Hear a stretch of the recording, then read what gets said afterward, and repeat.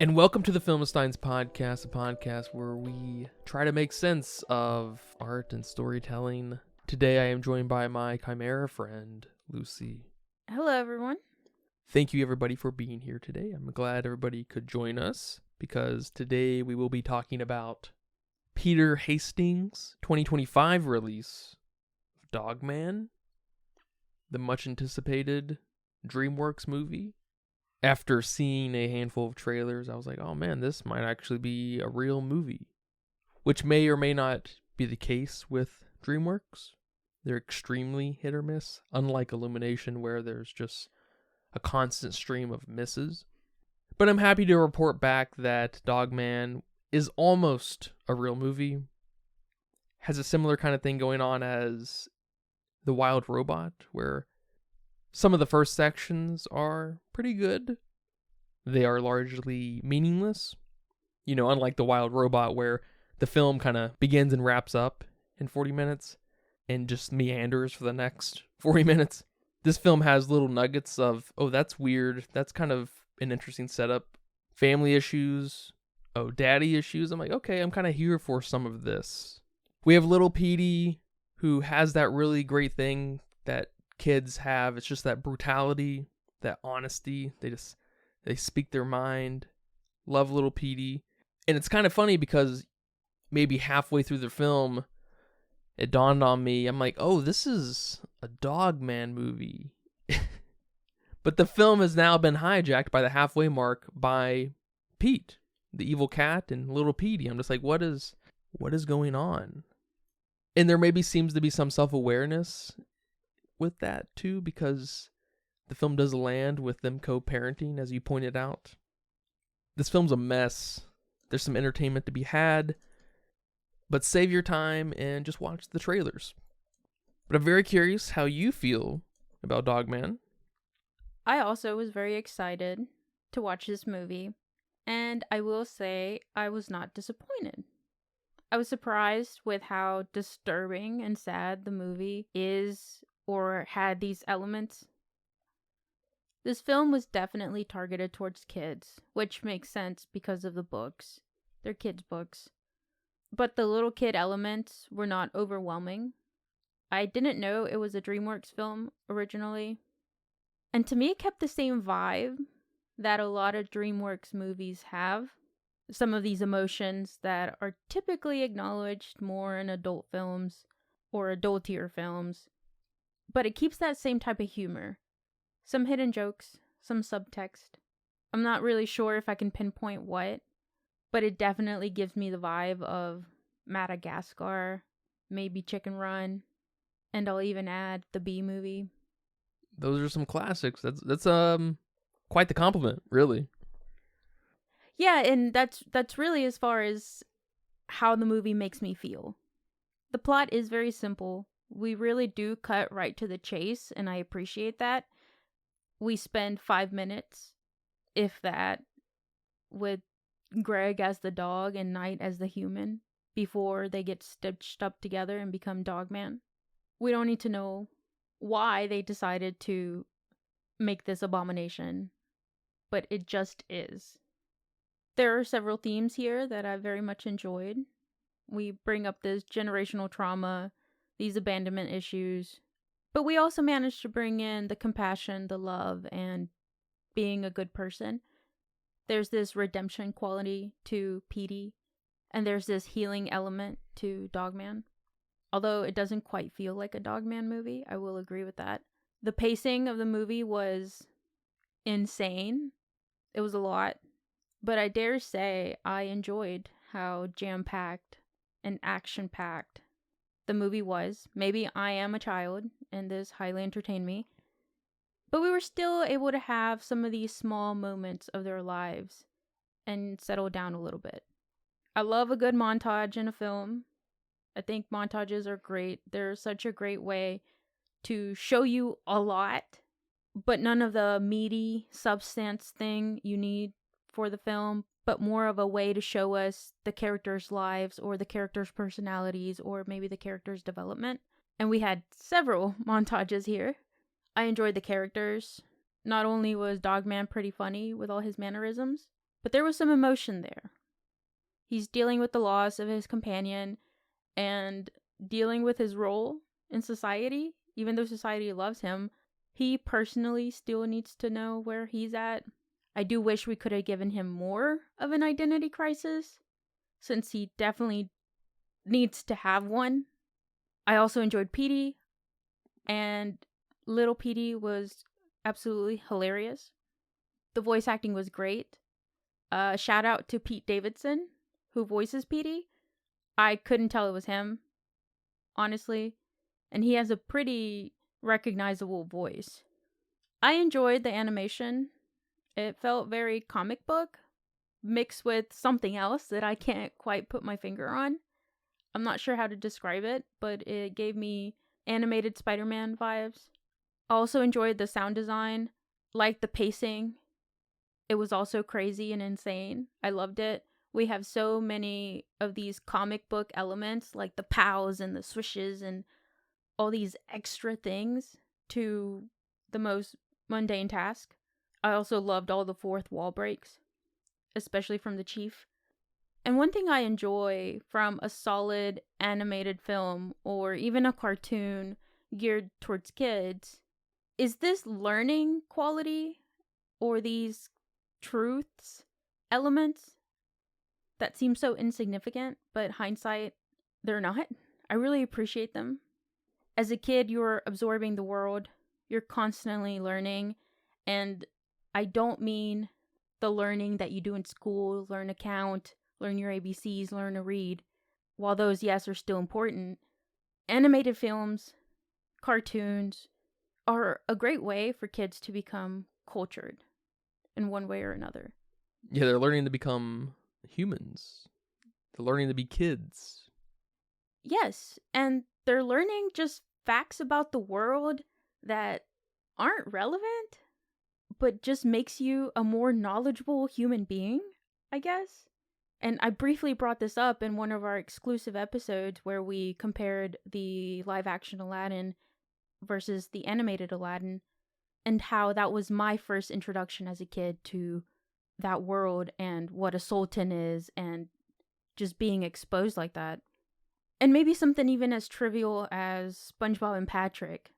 They're dumb because they don't have brains. And they literally don't have brains because they're a sea sponge and a sea star. And there's just something so freaking clever about that. And I feel like Dogman does that a little bit here. It teaches us something. I think a lot of animated films have the potential to teach us something. And I don't know if they were quite on that level, but I really appreciated some of these things, like your superiors are very dumb, with the Chief being so dumb, and that scene where he takes him down in a hidden compartment in his desk just to show him some binoculars. And anyone with a job has been in that place where your boss is showing you a neat trick, something cool, and you're like, yeah, I've been doing that my whole life. Like, what are you talking about? That cracked me up. And maybe a life lesson like always reading the fine print when purchasing something online. Or even something as sweet as everyone appreciates something handmade, like a drawing or a book. And I don't know, something about that was just very cool. I will agree there was a lot going on here. Will I call it a mess? Maybe a beautiful mess? I'm also not saying that this was the best animated film I've ever seen, but I was here for it. I very much enjoyed it. I laughed more than I thought I would laugh. I was disturbed more than I thought this film would disturb me, and I'm here for it. Yeah, totally. I agree with quite a bit of that, and same thing with little Petey, his bluntness as a child and everything. There's these little nuggets that are really nice. It just sucks that the vision here is non-existent. I'm not familiar with the books, but I suspect the focus of direction here was to include as much from the books as possible in the movie, and that obviously damages the movie. Yeah, that's a great assumption. And it starts off with the combination of the man and dog. I get that's Dogman and we got to get to that point, but that's a lot to drop on you. And if it was just, that early 5 minutes, these two get in an accident, we combine them, and it's just weird and surrealistic, and we just kind of go with it, that'd be okay. But there's a lot of kind of suggestions that follow this that go absolutely nowhere until the last 3 minutes of the movie when they throw the ball in the volcano. We go from the conception of Dogman to the ruin of his family, to him being lonely, to this weird suggestive evilness between Dogman and the mayor, to a montage of him chasing Petey, imprisoning Petey over and over again. And then the film kind of just flips over, and it's a movie about Petey and Little Pete. And then Pete obviously has these father issues. He is himself, I guess, a bad father. But then they just shove a boss battle down your throat. And the boss battle is what brings everybody together. And it's just like, man, this film has no idea what it is. And then it has the audacity to try to stick a landing that pretends that Dogman's loneliness in the world was a focus at all. I don't know if I quite agree that Dogman's loneliness wasn't a focus. He's our only character that can't talk. Is that intentional, or is that because it's just a mutation? So of course he can't talk? I don't know. But he can't. He can't express, at least verbally, a lot of what he feels. And there's just a lot to interpret to his character. And he's also a dog. And dogs are not as expressive as someone like a cat, someone like Petey. Maybe that is why Petey can talk. But there's bits and pieces here where we realize that Dogman is lonely. I love when they play the Miley Cyrus Flowers song and he's alone and eating food. And you see the cans everywhere because he's just depressed. And we see his house transition from a really lonely, dark place to a place filled with so much love. When Lil Petey comes into play, we see Dogman miss him when he gets kidnapped by Petey. But they just shove Little Pete on the Dogman. And not to mention, he's just a clone. He's just this convenient thing that just shows up. Well, he saves him. And then realizes that no one's here to take care of him, and he's in a box that says free kitten. And Dogman, being the compassionate man he is, takes him home. And Lil Petey, being that blunt, honest, truthful kid with so much love and so much neediness, because that essentially is who Petey is when he was younger, and I love that, by the way. That transition into him now being a kid for Dogman, I think it's very sweet, honestly. Bringing back that power of unconditional love. I will agree to your earlier statement that there's some weirdness here about who are we really focusing on, Petey or Dogman? And there just being some confusion on, are we telling the Dogman story or are we telling the Petey story? And now, okay, let's tell both at the same time. It doesn't flow. I'll agree there. Maybe you should have told one. Yeah, we should have told the Pete story. Yes. Clearly. If we were going to pick one of the two, definitely the Pete story. Yeah, I think the strongest angle was Big Pete seeing himself in Little Pete and then introducing Grandpa Pete. Like, that could have been fun, but introducing Grandpa Pete meant nothing, didn't do anything. It just showed Pete that he's turning into his dad. It's just like, okay. No, I mean, that's profound in a way. Yeah, but they just showed us that. They didn't do anything with it, yes. And I'll agree that, yes, and that ending sucked. I wish we would have gotten more out of the ending than, all right, Lil Petey brought us together, now what? We should have had more focus. If you were going to pick Dogman, focus on Dogman, Dogman's perspective. Give him some identity issues. Give him something more. If you were going to focus on Petey, make it focused. Yeah, it seemed like 90% of the film was wasted on maybe referential stuff to the books or what have you, or just enough bait to get the little ones to watch it.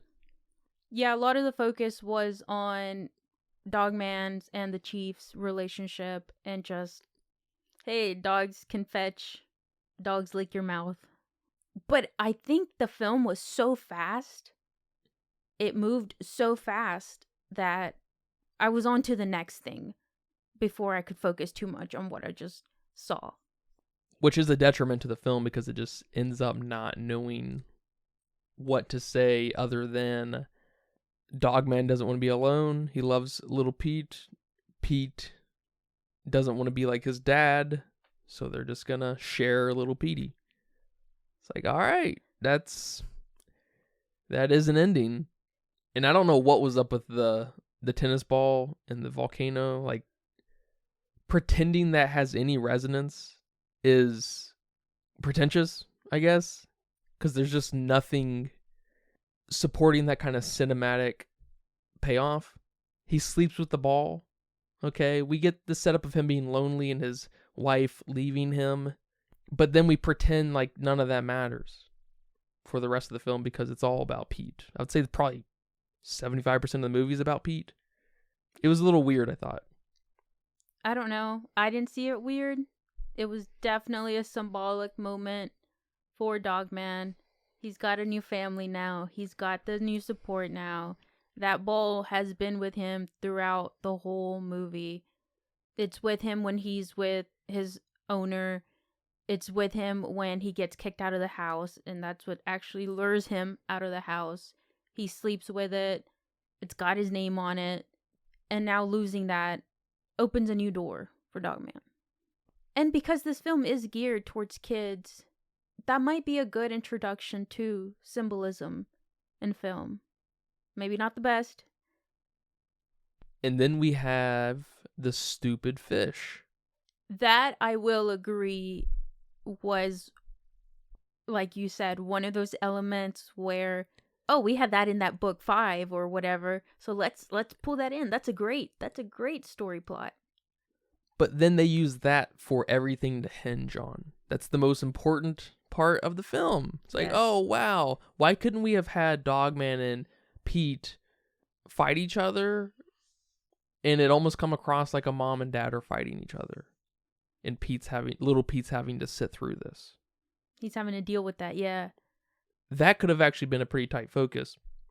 Especially introducing Pete's dad. You know, the grandparents come into town kind of thing. And they're terrible and neglectful. And then we could have had a much tighter focus on the importance of having people in your life. And losing people. And remembering and finding others that are also important. You know, you don't want to get too caught up in losing that one person. But no, instead we decide to go with a pointless boss battle. Yeah, I'll definitely agree with you on this one.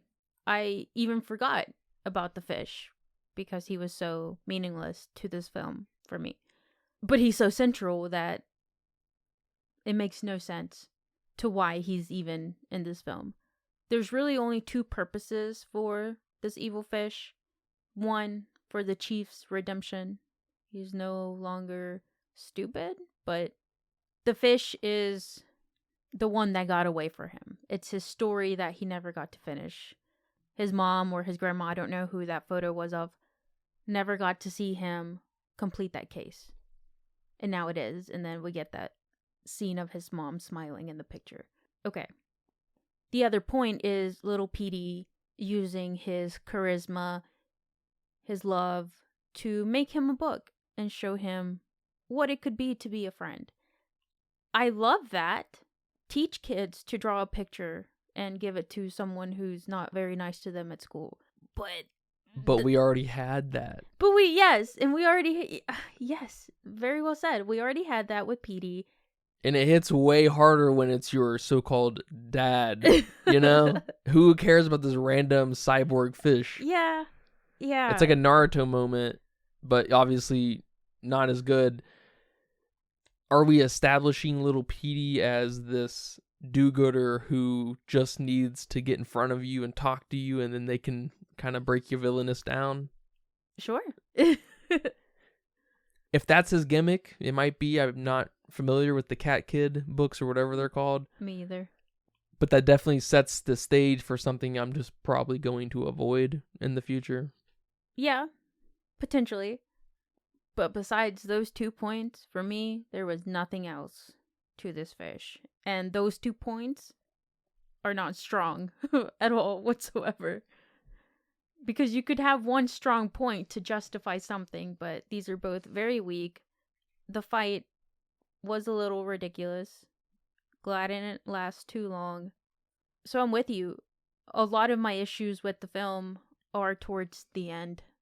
Yeah, me too. And I guess my major problems are the connective tissue with it all. And it kind of all comes to an intersection at the end, which I guess a lot of films do by nature. But we had this texture kind of established throughout, I guess, the first 2 acts within Dogman and Little Petey and Pete. In the third act, I guess this is kind of my problem, is it pretends that it sets something up. Yeah, that setup was Little Pete. Was to be shared between the two.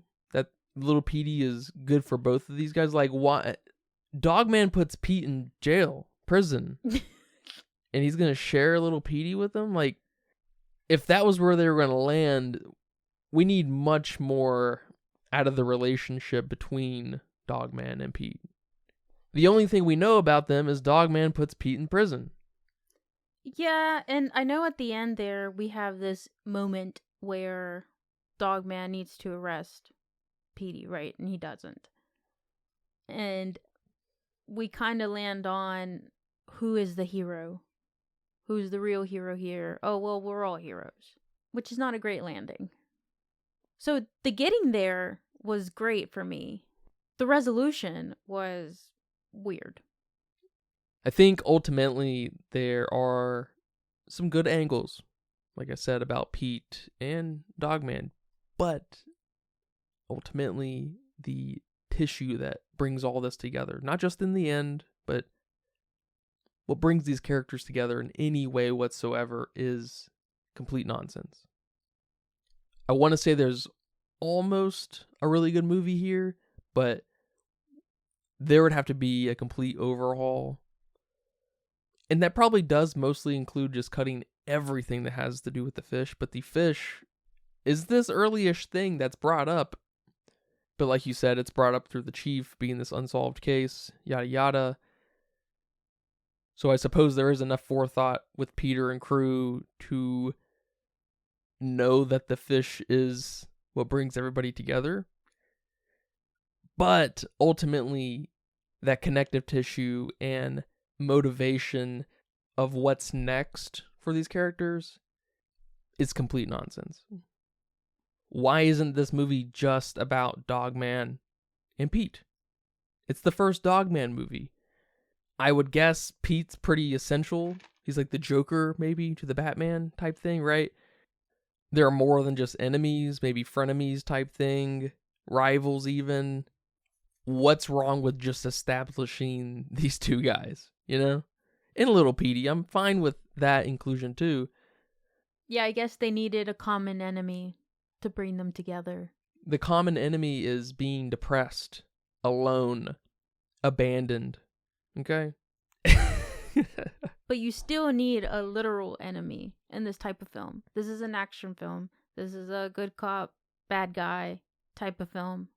It's very straightforward in that way. Nothing to interpret, no symbolism to try to dig into. It's very simple. I do want to give a shout out to the wordplay and teaching that words can have different meanings. I'm sure this is something very central to the books, and they have brought it to this world, and I'm here for it. The box of bees that gets spilled, it was a literal letter B's, and I laughed way too hard at that. The ADHD robot, the indifference world, all those little elements are very iconic to the Captain Underpants world, so I appreciate them being brought back. One thing I also really liked were these repetitive scenes that we saw when a character was walking to Dogman's house. Something about that was really charming No one had to explicitly say where they were going. You just knew where they were going. All right, man. Well, thank you for watching this movie with me and talking about it here today. You're welcome. Do you have a budget guess? I'm going with 60 million. It's animated, but it's not Disney or Pixar. So that seemed modest enough for me. Yeah, less money laundering goes around DreamWorks. It says here that it was $40 million. Okay, even better. And it went on to make $121 million. That's awesome. That's pretty good. And with only 52,000 people over on Letterboxd, they weighed in at a 3.3. I think I'm right there with them. I'm giving this a 3. Very solid watch. Very enjoyable. It made me laugh. It kept me engaged. And although I didn't cry, You were close. I was close. I felt tinglings in my heart and lumps in my throat. And I was happy watching this. Yeah, shutting it off, I was like, well, that was kind of stupid. That was my big takeaway. It's a solid 1.5. There's not as much effort in this as like the recent Mufasa. It probably has about as much effort as Moana 2, I think. But yeah, man, thank you again for watching this film with me, and thank you guys for listening to this episode of the Filmsteins. I hope you guys enjoyed that. Remember, we post every Wednesday and Friday with brand new episodes on all of our free feeds like YouTube. Come subscribe to our YouTube. Our next free episode will be on the spiritual predecessor to Dogman, RoboCop. Is that a Will Smith movie? Nope. Please look forward to that. Remember to leave nice comments, thoughts, and ideas on our Patreon as well. Come subscribe to our Patreon. Come request a movie. Come right in. We appreciate all the support. Thank you guys very much. But until next time, take care. Bye-bye. Bye-bye. And that's a wrap for today's episode of The Filmsteins. Thanks for tuning in and joining us on our cinematic journey. We hope you enjoyed the discussion and gained some new insights and perspectives on the world of movies.